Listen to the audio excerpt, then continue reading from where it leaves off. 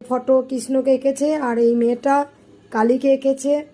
তা আমি ভক্তদের বারবার বলবো, যদি এনার সঙ্গে যদি কোনোভাবে আমার যোগাযোগ না হয়ে থাকে, যদি কেউ এনার বাড়ির ঠিকানা বা এনার ফোন নাম্বার যদি পান, তাহলে আমাকে অবশ্যই আমার ভিডিওর মধ্যে দিয়ে পাঠান।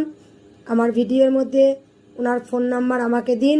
আর যদি এই মা, 2 বাচ্চার মা যদি এই ভিডিওটা পেয়ে থাকেন, তাহলে অবশ্যই মা তুমি কালকে মন্দিরে এসো। মা তুমি কালকে মন্দিরে এসো।